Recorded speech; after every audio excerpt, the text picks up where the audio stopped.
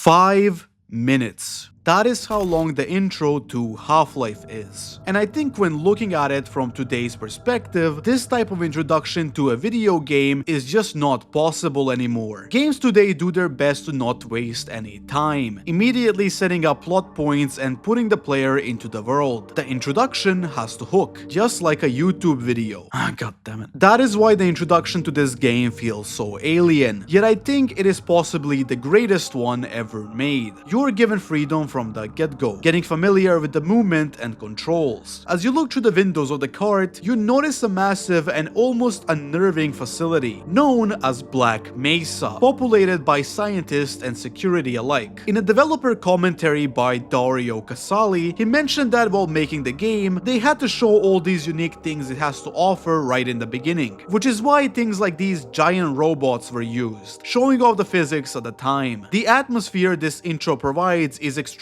unique, with this slow yet mystical music playing while the speaker explains what the facility is and your role in it. Gordon Freeman, male, age 27, PhD in theoretical physics, research associate. That is pretty much all the pieces of information you are given as to who you are playing as. With the cart stopping at the destination, you are instructed to put on your suit and head down to the testing chamber. However, as you're walking down there, you notice some problems that don't really strike this test as quote-unquote safe. That is when you bring this car carrying a strange specimen to a massive energy beam, causing massive fracture in space and time, and invoking the resonance cascade, letting these dangerous and disgusting alien creatures attack the facility, murdering most of the staff working there and kicking off the story of the game. When going into Half-Life, I didn't really know what to expect. Somehow I've managed to stay fully blind over the years of my life, and with the hype surrounding the upcoming third part of the series, I swear it is not cope, I wanted to give these games a shot and see just why the conclusion is so anticipated. Something very interesting about Half-Life is that it has absolutely no hand-holding, even in the beginning. You are meant to figure out how to move forward and escape this facility by yourself, with only a few NPCs guiding you towards the right direction. By picking up a crowbar, the game expects you to know what to do next, which is of course, breaking the glass on this door and crouching through. But there is nothing that implies this or even hints to the player that it is possible to do. It is something that you yourself must figure out in this oppressive and dangerous environment. Poking around the room in anxiety as it feels like the whole facility could be destroyed with the roof falling and crushing you, creating a very tense moment that ends in the realization of the advanced physics the game has, and your ability to manipulate the world around you. Imagine how weak this moment would feel if there was a prompt on the screen telling you to break the glass on the door. This no hand-holding philosophy has some unfortunate, unforeseen consequences later down the road, but the way the tutorial does it is incredible. Before long, you are met face to face with headcrabs and corrupted scientists. These guys have been taken over by the aliens, who literally jumped on their head and began controlling their corpses. I don't think this is something the player will really think about when playing, but Gordon is throughout most of the game killing his own friends and co-workers who have been possessed by these disgusting creatures. Kind of sad. There are many enemy types and these are just two of them. There are also weird magnetic dogs that I absolutely despise, projectile vomiting monstrosities, and the Vortigons, chained creatures that can cast electric waves. By advancing further, we are met face to face with this strange man in a suit, who quickly walks away unprovoked by the situation. Something about his presence bothers me. When we get our hands on a gun is when the shooter of the first person part comes into play. While the crowbar proved to be an effective close range tool, the guns are going to be the primary way to take down enemies from now on. There are quite a lot of types of them as well. A simple handgun, a shotgun, hell, even these dimension breaking anomalies that I have no idea what they are. Of course, none of these guns are given to you immediately. There is a clear progression system which makes sure you do not feel under or overpowered in a given moment, as the guns are all scattered throughout this facility in different locations. While the player is encouraged to use the guns quite often, the ammunition can definitely become a problem. There are a few scenarios where you will just run out of bullets and get stuck in a situation that is extremely difficult to solve. Thankfully, the game is quite lenient with bullet pickups, and breaking these wooden boxes that are scattered everywhere can give you some bonus ammo as well. There are two types of health bars in Half-Life: your actual HP HP and the suit energy. There is no natural regeneration to either of these values, and the only way to restore them is by finding pickups on the ground or using these machines on the walls, which make a very pleasant sound.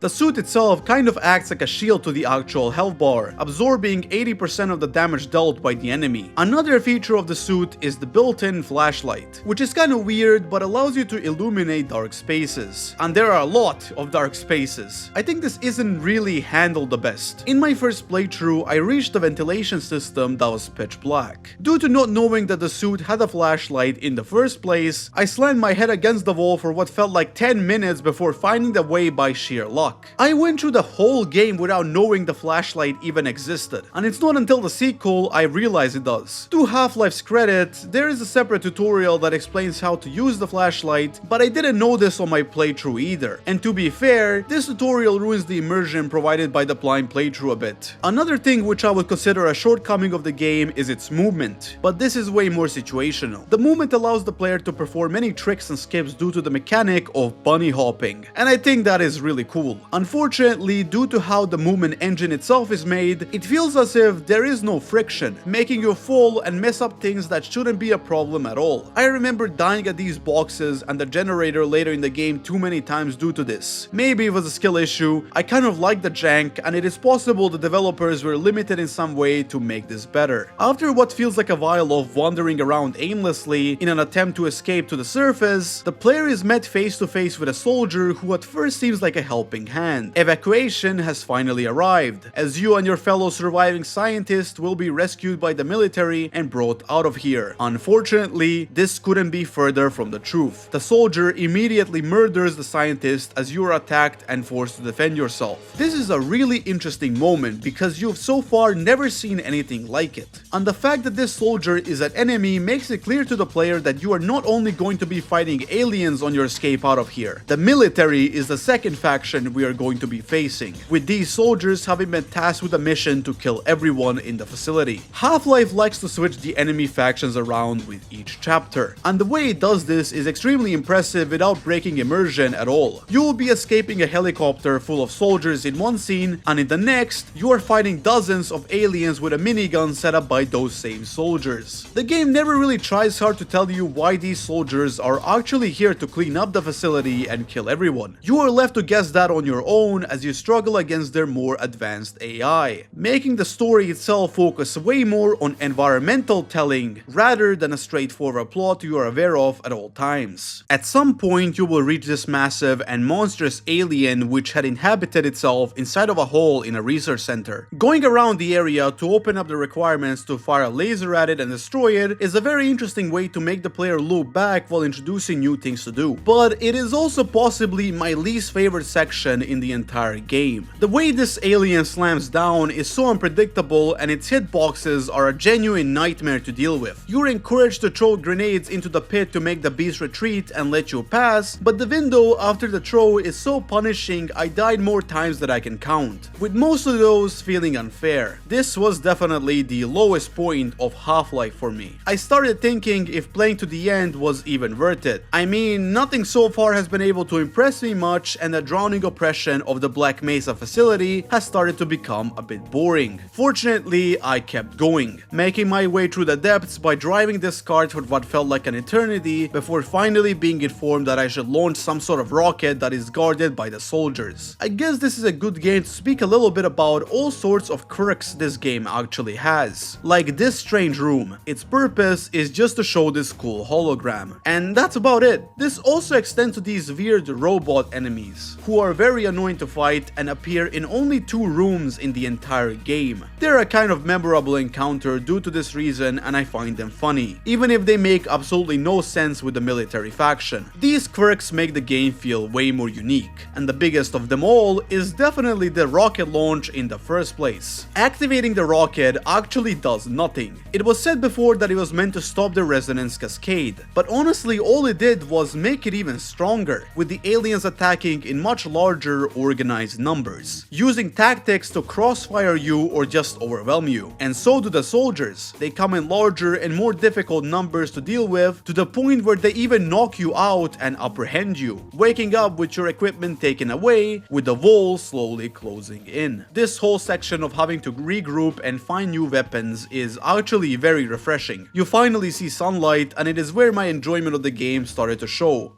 Other than these absolutely awful fish enemies, like who even designs this shit? Upon heading to the rest of the facility, the player will notice these cages with dead dogs around them. I think it's quite easy to piece together by now that the Black Mesa facility has been experimenting on these aliens for a while, even sending people to their home planet to retrieve these specimens and preserve them for research. It is questionable ethics, and it starts to become clear that while these aliens are bloodthirsty monsters, all they're really doing is following their instincts, and that the humans are the ones who trapped them and conducted bizarre experiments. Humans are the real monsters. I need to stop writing these dramatic sections, man. One of the things I didn't really touch on at this point is music. Half-Life, throughout most of its runtime, is actually completely devoid of any soundtrack in the background. This is kind of genius, because it creates a very oppressive atmosphere of trying to escape this monolithic facility with aliens and the military on your back. And there is nothing breaking that immersion. There are, of course, specific parts of the game where music plays, but it's mainly used for ambience and doesn't really exist to cause any sort of extreme emotion. That is, until you reach this place. By listening to the scientists through the wall who barricaded themselves to try to avoid danger, you hear an explosion that is caused by a misuse of a weapon. This weapon can be found on the floor, having wiped out the tool which lets you pick it up. Immediately upon doing so, a foreboding soundtrack begins to play as you try out the weapon, realizing that it is a powerful laser, and that is when it happens. The music blasts into a triumphant and powerful tune. The aliens attack you, but they are wiped out in an instant. The military attacks you, but they are wiped out in an instant. The weapon you are holding is the pinnacle of Black Mesa engineering, the TOW cannon, and the one that was at this point definitely necessary. The way the tables are turned on the enemies is so spectacular. Throughout the whole game, you are being hunted down, struggling to find an escape through this oppressive environment. Hell, you are even knocked out with all your equipment taken away from you, left to be crushed in a massive pit and forgotten by the world. But by picking up the cannon and heading out, none of that matters anymore. You start blasting the enemies with incredible ease and efficiency, as the music itself blasts in the background and empowers you. Even if you are stuck in this claustrophobic and oppressive environment, you are unstoppable. The impact of this moment makes you feel free. This is my favorite moment of Half-Life, and it is the one that got me to finish the game. It is actually the only moment where something like this happens, and a fleeting one, which makes it even better. The next goal becomes finding the Lambda complex, as getting out of the facility isn't really possible anymore. The military controls the entire perimeter, and you will be hunted down.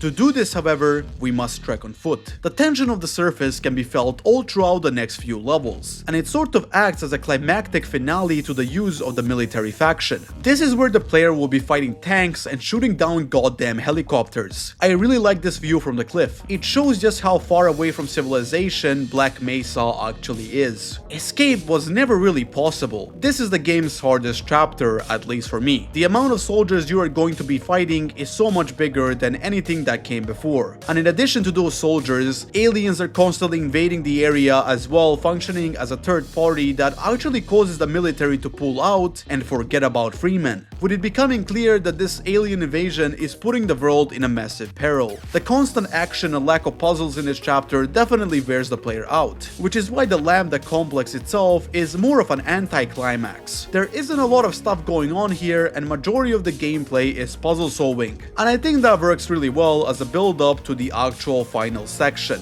Before proceeding further, you see that strange man once again, stepping into a teleporter as if he was guiding you all along. Very ominous. That is when you are informed that to end this invasion for good, you must teleport to the alien planet and destroy the one in control. You must invade Xen. The final level of Half-Life is also unfortunately its most controversial one. Xen as an area has had a lot of slack thrown at it due to the questionable level design, lack of ammo, and these extremely slow and annoying healing pools. But on the contrary, Xen is possibly my favorite section of the game. I think the levels are unique enough to offer a proper climax, and the low gravity combined with the super jump of the hazard suit make navigating it super creative and quick. I think at the time, Xen is pretty much the best Valve could have made, due to the development limitations of the era. There is a boss fight here that acts like a proper boss fight compared to that blast pit joke, but I wouldn't say it's thought out very well. It is designed to drain your ammo, and taking it down is a grueling task. The most interesting part of Xen is a base where the Vortigons are just chained up. They don't even attack you, and you watch as they're being controlled to do the bidding of the one in control. And who would that be? This giant floating fetus known as the Nyland. Did I even spell that correctly? Okay, the design of the boss is really interesting and unique. I've kind of seen nothing like it. It was inspired by the horrors of pregnancy and childbirth and the stress that comes with it, and that can actually be felt throughout its whole presence. The fight itself though,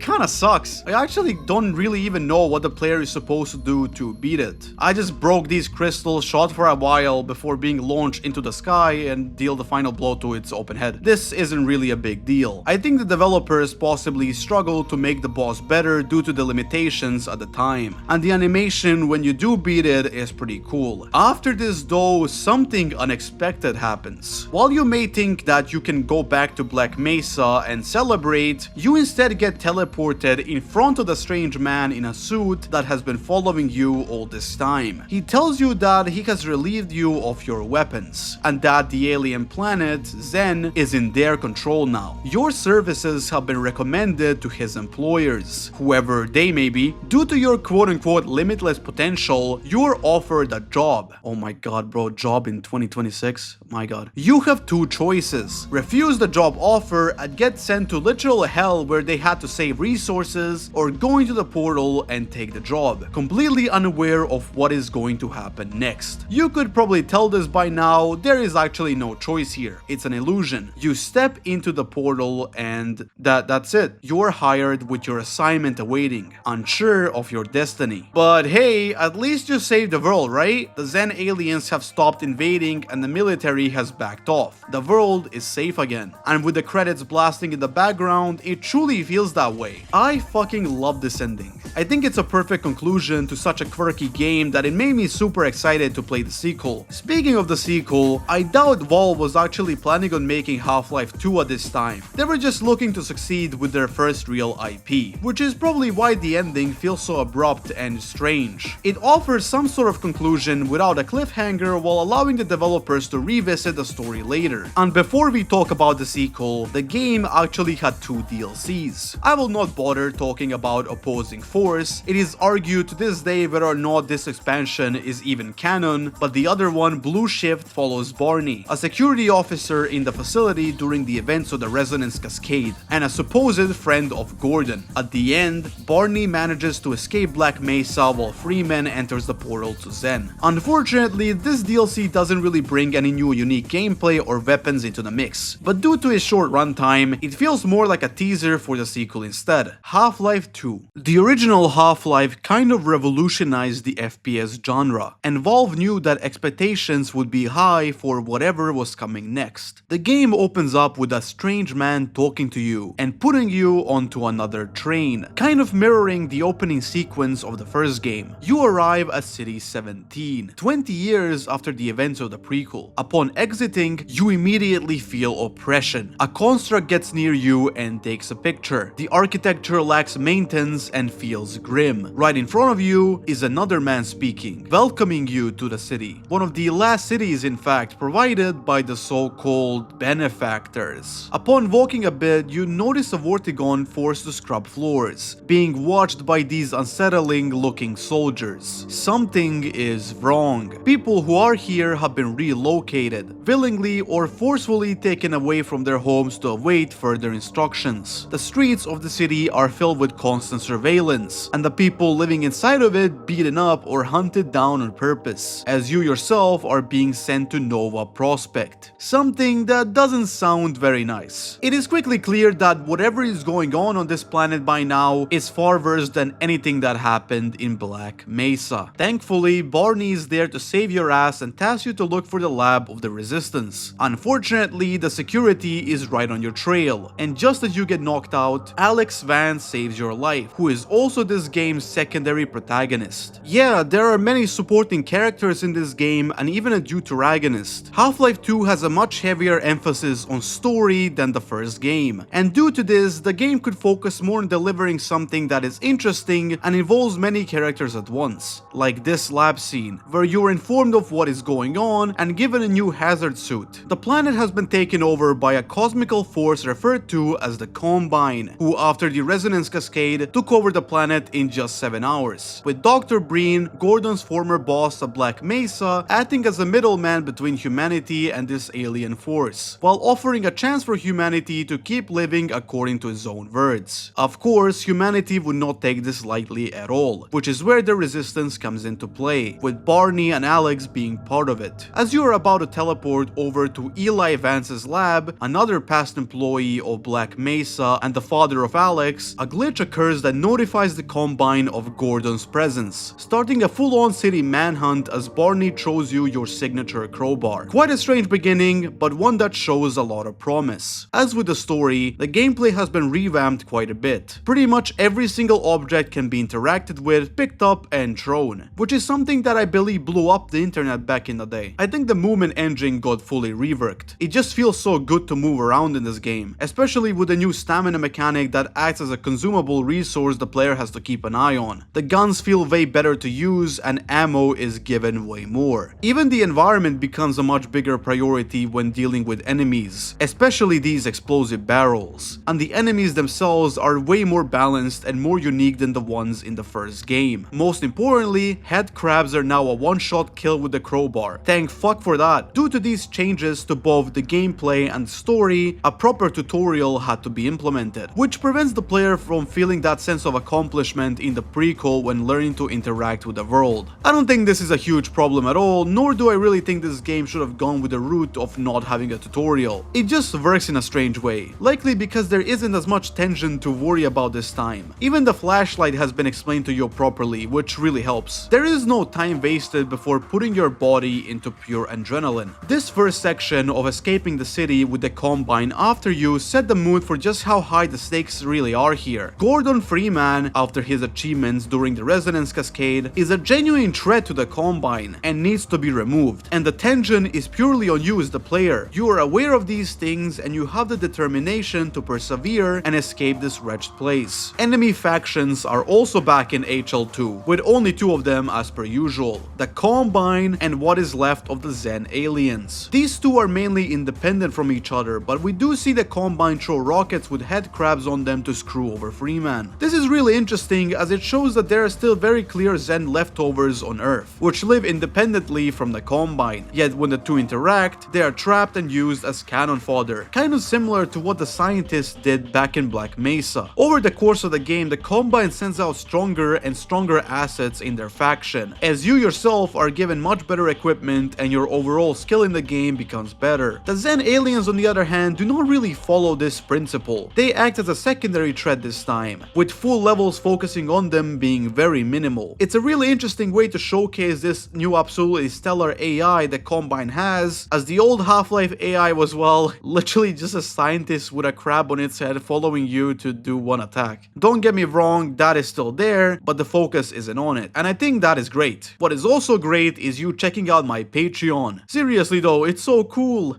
Okay, I won't break any more immersion. Upon making your way to the river, you're given this boat that completely changes everything you knew about the gameplay so far. Throw away all your movement, basic level design, and even guns. It's sailing time. Vehicles are another thing introduced in the sequel, and it can feel a bit weird at first. The game is basically asking you to forget everything you've learned so far and check out this new system. But I think this is what makes it so damn good. You need a quick way to escape City 17, and this is basically a perfect solution. There are no enemies at first, which allows you to learn how the boat controls without any stress. As they get introduced, you can ram into them to quickly take them out while collecting supply boxes for health and energy. Occasionally, you will have to make a stop to solve a puzzle or unlock a gate, and this is mainly where the combat occurs, as these gates are guarded by the Combine. There's a very clear rise of danger level as you get closer to leaving the city. You will literally be shot at from every direction, rockets being launched from vehicles, hell, even the environment is being destroyed in the attempt of stopping you in your tracks. And at one point, a massive hunting helicopter will descend down and shoot at you while throwing bombs in the water. This helicopter is genuinely the bane of your existence. You feel so oppressed by it to the point where even moving is dangerous, making this segment of the game feel extremely on edge while raising your adrenaline. You want to fight back, but you can't. You must run away. By around half of the way to the lab, you will reach a resistance checkpoint, where you will be informed of your route, while a Vortigone does some quote-unquote fixing around your boat. This fixing is actually a weapon, an electric gun that will quickly destroy any living being it shoots at. As soon as you sail out of the base, the helicopter is back for round 2, but this time you have a weapon, and in an instant, what felt like an impossible obstacle becomes barely a nuisance, as you set it on fire and cause it to retreat. I think this is the biggest moment of relief and pure catharsis in the entire game. For the entire section, you have been hunted down and chased by Combine forces, but now you are the one chasing them, and they will feel your wrath. This section has barely any breathing moments. For most of the time, you are gunning down the Combine like they are nothing. They send soldiers after you, killed. They send rocket vehicles after you, destroyed. They send gunships after you,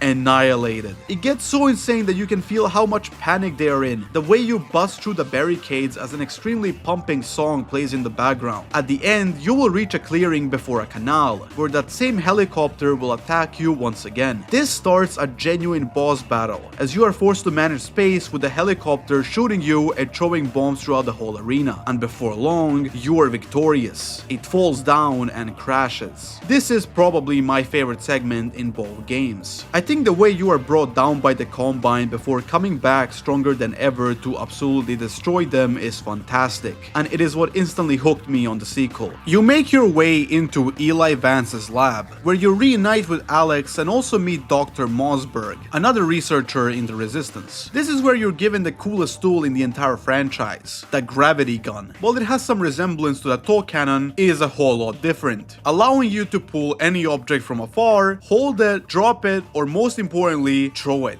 And it's fucking incredible. But before I can elaborate on that any further, the lab is discovered and attacked by the Combine, forcing Gordon, Alyx, and a new character, this robotic dog, to retreat into the facility. Unfortunately, the ceiling collapses and separates us, forcing us to take the path into Ravenholm and meet up with the team later. From the moment we enter this corridor, we can figure out just why Eli warned against going to Ravenholm. The pathway is blocked by hastily placed furniture and boxes, with warning signs all over the fence. Even the ladder is locked. This truly is somewhere we are not meant to be. As we climb the ladder and step out of the house, the atmosphere immediately changes. Night has fallen, and what seems to be a small village greets us, but not in a pleasant way. The tree has a hanging torso that was bitten off, and the foreboding music makes it known that something horrible has happened here. The houses you will be moving through for most of the level are filled to the brim with corpses and blood, and you are not alone. Ravenholm is inhabited by all sorts of creatures, but most notably these fast zombies and these annoying black headcrab zombies that I absolutely despise. Fuck this enemy. The gravity gun is like a cheat code for this area, as you can pick up many saw blades on the ground and throw them at enemies, immediately cutting them in half and clearing out the path. This can also be done with basic objects as well, crushing enemies with pressure or most funnily, explosive barrels. I love using these. I think this is what makes the gravity gun so cool. You're able to manipulate pretty much the whole world around you, something that was hinted by the beginning of the game but not really fully explored by now. And despite some limitations, it is insane. Ravenholm itself is a masterclass in ambience and atmosphere, an old rural town that used to help out the resistance against the Combine before being headcrab bombed and overtaken by these aliens. As you go through it, you will notice many burning bodies, traps, and strange experiments taking place. making you ask yourself, is there someone with a sound mind here? That question would be quickly answered, as you notice a man speaking while walking through the town. Getting closer, you catch a glimpse of this man, him being a priest that fights the zombies of this town all alone. Your goal becomes catching up to him, utilizing his traps to your advantage as you get even closer on the rooftops. These traps are extremely creative and work really well with the simple AI of the zombies. This all culminates in making your way over to the church using the zipline platform. This is Father Gregory, a native of Ravenholm who is, let's just say, a little bit insane, but very helpful to Gordon in escaping the town. This leads to the last stand in the cemetery, where we are forced to battle through hordes of zombies as the priest holds the gate for us, letting the player escape while he stays behind, laughing maniacally as the flames consume the area. It is unknown what happens to him after this. He never shows up again and is never mentioned by a single other character. I think this is what makes Ravenholm and the priest interesting parts of the game. They feel very alien and like they do not belong, and showcase the horrors the Combine has brought to the world. Getting out of Ravenholm feels like a massive weight has been lifted off your back. As the morning rises, you find some hope and light to keep going further once again, before finding another resistance base. We are informed that during the attack, Eli has been captured and taken into Nova Prospect, a dark mega prison that becomes our next destination. The only problem, the roads there are infected with antlion aliens, and it is now their mating season. This is where we obtain a car, and it's where Half-Life 2 becomes, I'm not even kidding, an open world game. Driving in the game is immensely fun. The car has a turbo mode that lets you speed up whenever you want to, in turn making it difficult to control, but still helpful. Most importantly though, the tow cannon makes a comeback as an attached gun to the vehicle that can dispatch enemies quickly just like in the first game, and is very helpful with dealing with all the antlions that constantly try to eat you. During your driving, you can come across these Combine control stations that act as supply points. Some of these have some genuinely genius puzzles that complement this entire section, and they are where you realize the actual dire state this world is left in. During the 20 years of your absence, the Combine has ravaged the planet so much that actual wildlife is non-existent anymore. The trees have wilted and died, people are stuck in these old and collapsing homes, and the world has failed to adapt after the resonance cascade, with the aliens of Zen struggling to coexist with humanity. Even the waters are drugged and reproduction is impossible due to a suppression field. I don't think you ever really see the sun in Half-Life 2. It feels like it just doesn't shine. The sky is always populated with dark clouds that cover it up, reflecting the state of the world. Was this all your fault? I mean, you were the one who pushed that cart and caused the resonance cascade, and then pretty much involuntarily left the planet for about 20 years after handing over Zen to a potential enemy. It's a very interesting question that doesn't really have an easy answer. About halfway through your travel, you will come across this giant bridge, surrounded by calm waters and controlled by the Combine. There isn't much to do here. In fact, it is one of the most straightforward sections, but I think just feeling the ambience is enough. A Combine soldier here can be seen looking out the horizon. It's kind of sad. These soldiers were once humans who were sent to Nova Prospect and transformed into these soulless killing machines. But seeing this guy, you can tell that there is perhaps some untapped humanity still within. Despite that, we killed them all. Moving on, the driving section ends as you reach the lighthouse point, leaving your car behind and helping the resistance fight against the Combine attack. This is quite a difficult encounter that has the player managing waves of enemies coming from the dropships. There are many resistance members here, and it's probably the first battle involving multiple people at your side, acting as a sort of teaser for what is to come later. The waves tend to converge at the lighthouse, which is where the last one attacks as well. Clearing out these soldiers has a massive Combine airship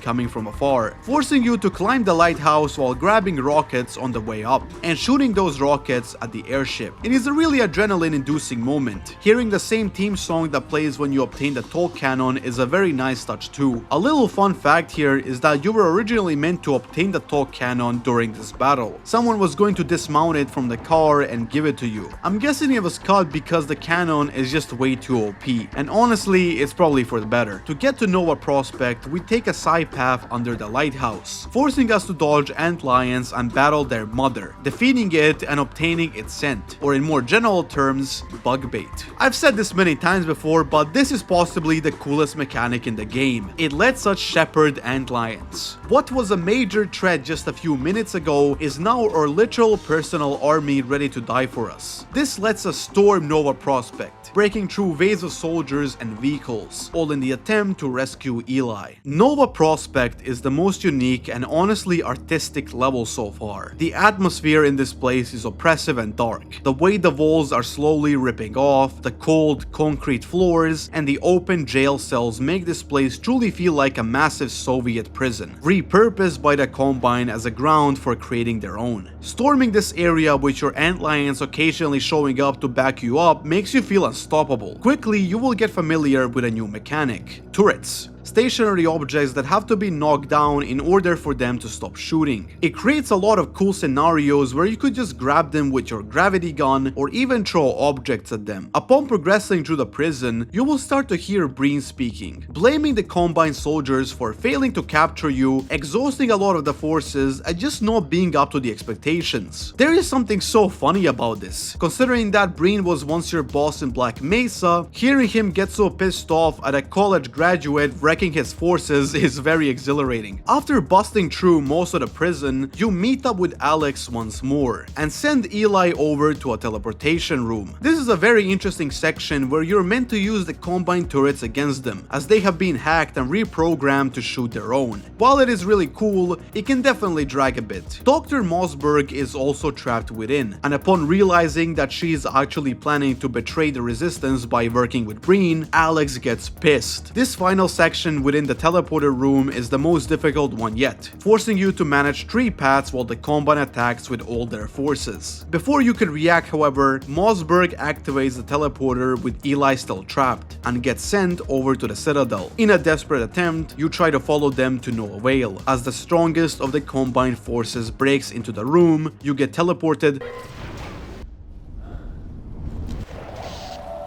back to Kleiner's lab, but something feels different. He wasn't expecting you. It looks like you actually traveled forward in time by a week, and the Resistance has taken the events as the beginning of a revolution, fighting the Combine on the streets of City 17. It becomes your goal to meet up with Barney and breach the Citadel, taking down Breen and stopping the Combine from invading further. Gordon has become Anti-Citizen 1, the most wanted man by the Combine and a threat to their entire operation. After some creative fighting revolving dog, the player can find this strange room inside of a collapsed building. There's a TV in this room, and from it, a sound of distorted trumpets. By approaching the TV, we can see that man once more, standing on a strange boat with a crow on his shoulder. This tiny moment is really impactful because it might just be the first time the player has even seen the man in this game. Hell, I haven't even talked about him for a very long time by now, as he was nowhere to be seen before it. His appearance here is completely random and nonsensical, and makes the player question just what is he even doing here? Well, oh shit, the stakes are ramping up. In this chapter, we are given actual soldiers who follow us around and work together, helping battle waves and waves of powerful Combined forces, like breaking through barricades, shooting enemies with their own equipment, and defending Alyx as she brings down a force field to join up with Barney. You yourself are regarded as a legend, boosting morale in the rebels as they follow you to their deaths. These battles are exhilarating. The amount of rampage caused on the streets of City 17 is a very interesting parallel compared to the beginning of the game, where the Combine felt controlling and immovable, but not anymore. Now you are the one in control, or at least you think.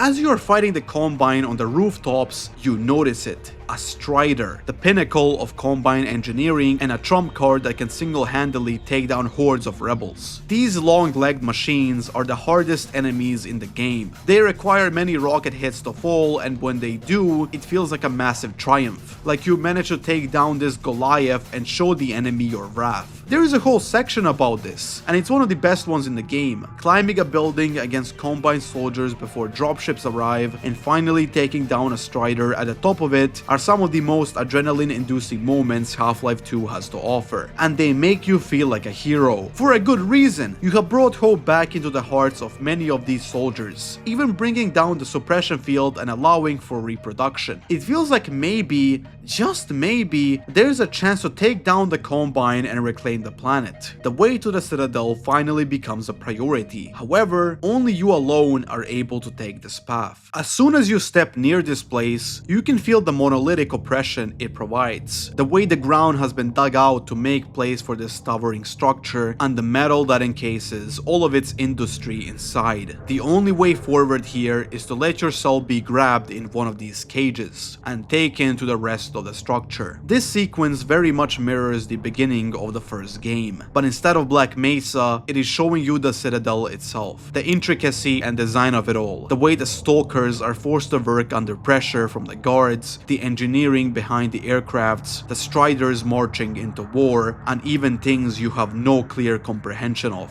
The difference between Black Mesa and the Citadel are felt by the player during this scene. While Black Mesa was foreboding and a little bit scary, it was your workplace. It had people you could rely on and trust, not the Citadel. Everything about this place screams that we should get out of here as soon as possible. Making your way onto the ground, you're inspected by intricate Combine machinery, vaporizing all of your weapons. And just as it is about to destroy the gravity gun, there is a chain reaction, causing the gun to break the machine and become empowered. This empowered gun basically makes you a god, allowing you to pull Combine soldiers left and right from great distances, and throw them 100 yards. Oh yeah, it also inspired Gary's mod. All of this is happening while Breen is taunting you, offering you deals and positions. There is a thing he says here that really sticks with me, and he's kind of right. Gordon has never really created anything, only brought destruction to where he walks. But none of that matters anymore. You're here with a mission to bring an end to this. The Citadel is the last level designed in Half-Life 2. It lacks a lot of detail the other levels provide, but I think that is kind of the point. This place is very minimalistic and soulless. It reminds me a lot of today's structures and designs in general. Considering how negatively portrayed the Citadel was in this game back when it first released, it's a bit of a shame. I also think feeling like a god and breaching through the most well-guarded sectors of it was intentional. There is this moment where you can literally one-shot a Strider with an explosive ball. But at the end of the day, are you really that powerful? You are forced to take another cage transport all the way up to Breen's office, who is expecting you. It turns out, Breen has managed to capture both Eli and Alyx as well, and is offering to use you as a bargaining chip to stop the resistance, having you admit how the Combine is actually good and offers salvation. Little did Breen know that Gordon Freeman does not speak. Mossman actually betrays Breen and sets us free, forcing him to run away with the gravity gun before we can do anything. After following him, we can notice him speaking to some weird, incomprehensible creature. This all leads us to the dark energy reactor, where Breen is planning to teleport away into space, and we must stop him in one last stand. The final battle of Half-Life 2 is not a boss fight, but a time event. You have to get to the top of the area before Breen opens up his portal. This is not easy, as the Combine are constantly attacking you while you have to manage these energy orbs as well. Finally, the airships come to prevent you from succeeding in your task, but despite that, you do it. You take down the portal and in turn, vaporize Dr. Breen. Alyx celebrates for a split moment, but we must get out of here before the entire Citadel collapses. Maybe we still have time, Dr. Freeman? Is it really that time again?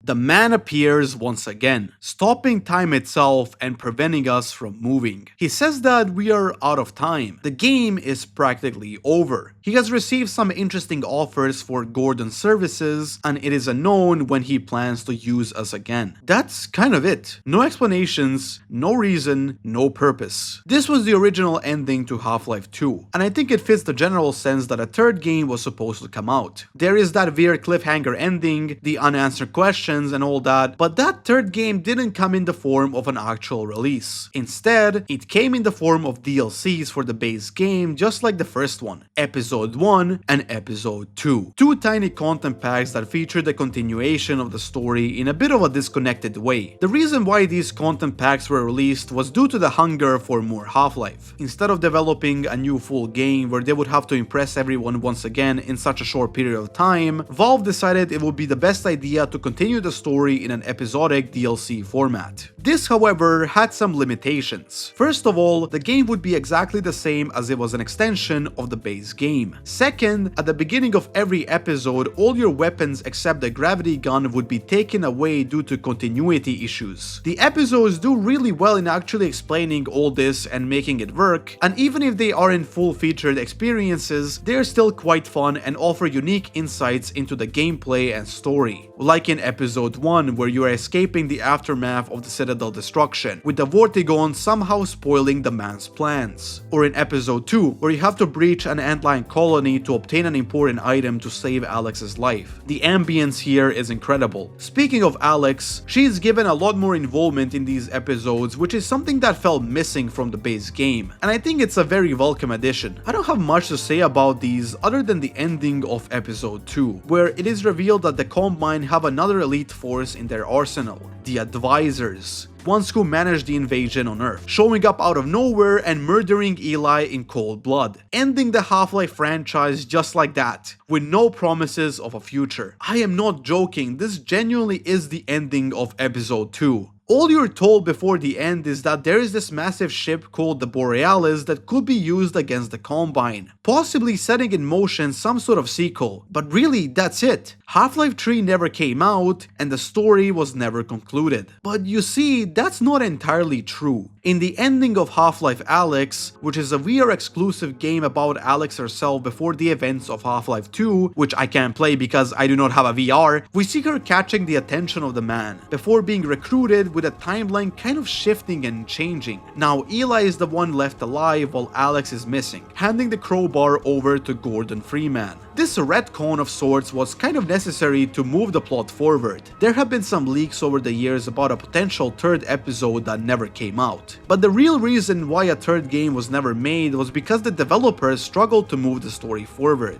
They didn't know where to take it. And that is kind of sad, honestly. It's easy to feel like you're not doing well enough to satisfy the massive amount of hype and anticipation your work has. And I hope that this feeling of struggle isn't felt anymore. So with the confirmation of a third game, now the question of this video remains. Why would there be a third game? To be fair, the answer is kind of obvious by now. These games have amazing gameplay that we need more of. The second game has an amazing story that needs a conclusion, and we all want to see Gordon smack some alien ass. So I want to scrap my question and ask a different one instead. Who is this guy? Just who is GMan? I've said before that he does not appear in the second game, but that's a complete lie. I apologize. He actually appears quite a lot, but his appearances are so subtle and impossible to spot unless you're actively looking for him, and no player would actually be looking for him on their first playthrough due to all the other things happening in the meantime. The name GMan comes from the game files of the prequel, being referenced as Government Man. GMan is strange. In the first game, he appears very often as if he wants to be seen by the player, like he is guiding Gordon out of this facility just so he can employ him later. In the second game, that is completely turned on its head, as GMan isn't really just keeping an eye on Gordon anymore, but other people around him like Alyx and Eli. The way GMan speaks is also just plainly unsettling. The way he stops on certain words and refers often to his quote-unquote employers makes it seem like whoever this entity is, it's not even the one at the top of this whole fiasco. And worst of all,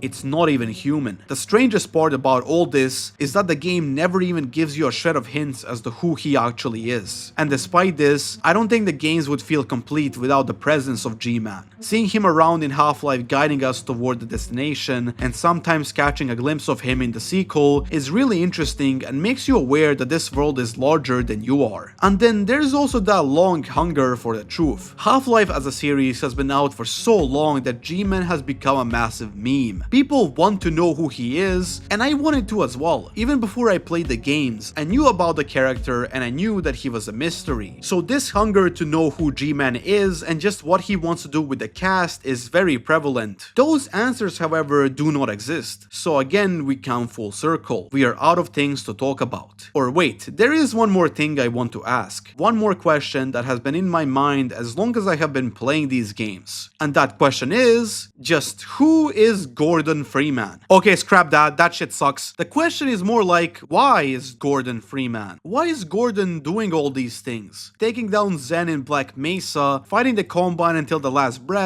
What is even the point of doing any of that? Why doesn't Gordon speak, like, at all? Hell, does he even sleep? The answer to this question is very obvious if you take the game into consideration. You, the player, are just playing as a predetermined character, where your choices affect the world and the characters in it. It's a self-insert, the definition of one. But is that really the intended thing to take out of this game? If we do not take that former part into consideration, throughout the whole franchise, Gordon is always following some sort of advice or even orders. In the first game, pushing that cart was an order set for him by the scientists who worked there, which was later changed into launching the rocket and finally getting to Lambda Complex and invading Zen, before G-Man showed up and forcefully took him as a hire. Even in those short-lived moments of adrenaline and freedom, like getting the cannon for the first time, it never truly feels like you're indeed free for a long time, as the game comes back to following orders shortly after and suppressing you. It is pretty much the exact same in the sequel. Gordon cannot even get his bearings before he's immediately thrown into action with the Combine. And sure, he is regarded as a legend by the Resistance and has ungodly amounts of combat experience, but how does he even feel about any of this? Being forced to do all these things and have these gigantic expectations put onto him. I know for one, I as the player wouldn't be able to handle it. We are always following this predetermined path set for Gordon either by some external force or the game itself, with no way to take a different path. There is no free choice and all the path will lead to is that dark ending, with no sequel to finish the story in sight. As I played the game, and even when I was writing the script, I was struggling to find some sort of thing I can take from Half-Life, some sort of message or even meaning in this weird world Valve has created. Sure, I got a lot of fun moments, heartwarming ones, and some of the best action gaming has to offer, but was that really it? Finding a meaning in an unfinished story is always kind of impossible, especially when that ending is so dark and foreboding, with everything we have done being erased in an instant by some godly galactical force. But funnily enough, despite all this, despite every single instance of Gordon being controlled and messed with from the shadows, at the end of Half-Life Alyx, we see that G-Man has given up on him. We see that Freeman somehow managed to break the chains G-Man has on him and, well, for the first time in this series, be truly free. The ending of the first game had Gordon forced to accept G-Man's deal, forced to enter stasis for 20 years before being used once again. The ending of Half-Life 2, technically, has Freeman breaking that chain of control and becoming free once again, ready to face whatever comes next with his own choice, to help his friends. This is the message I've decided to take out of these games, that if you can break the chains of control things have over you, absolutely nothing will be able to stop you. And with the power of your relationships and determination in yourself, you can indeed do that. You can become free. Just like how I'm finally free from this goddamn video, oh my. And I think that is why I want to see Half-Life 3. I want to see Gordon truly at peace. Thank you for sticking with me for this video. If you had a fun time, consider checking out my Patreon. These videos are quite difficult to make and any support is appreciated. It's been a pretty rough time making this one due to some personal problems and struggles writing the script, which have thankfully been resolved. This is hopefully not the last time we will be talking about Half-Life on this channel, and perhaps that third part will actually be out sometime. My bets are probably the Steam machine, but honestly I got no clue. Thank you for watching and have a damn good night.